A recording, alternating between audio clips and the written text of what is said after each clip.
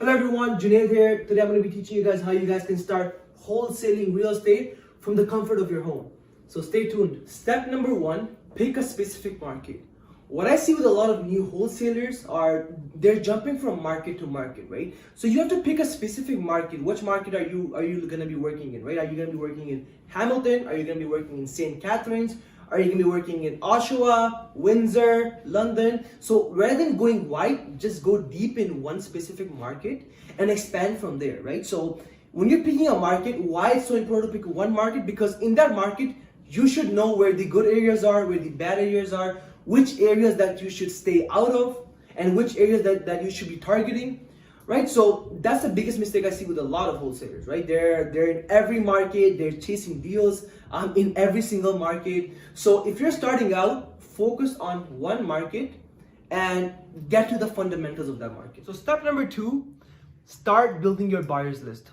Again, you can get a deal under contract, you can get all that. If you don't have a buyer list, or if you don't have people that you can assign this deal to, it's gonna be all for nothing, right? So start talking to people who are investing in that market, start building relationship with those buyers and understanding that what type of properties they're looking for, what type of profit margins they're looking for. And when you do that, you have a better understanding of what type of deals you're gonna be going after. Step number three, lead intake. So now you know what market that you're picking, you have a buyer list and you know what you're looking for. So now you gotta start generating these leads. And you can start generating these leads through various marketing sources, including direct mailing, Kijiji ads, banner sign, SEOs. So the list can go on and on. So, but I'll tell you one thing. In lead intake, the more creative that you are, the less competition that you will run into.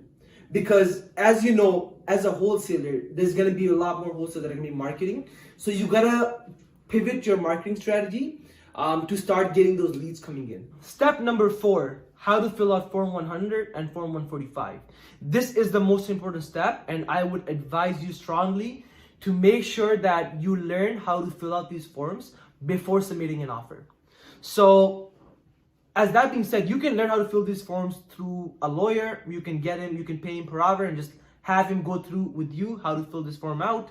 But again, with this form, you have to have the right clauses in there. So if you're not able to sign, you have an exit in there, right? And I've seen many people get into lots of trouble without having those exits in those forms. So take this one very, very seriously.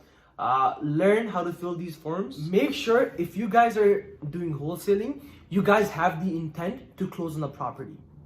Because if, let's say, you assign the property and the assignee backs out, you still have to be able to close the property, right? Because again, we're working in good faith here, right? So you're not wasting the seller's time, having it under contract. And make sure that, whenever you guys get these properties under contract, they're at a good price point where there's enough spread for you as a wholesaler and enough spread for the end buyer to make a profit on this.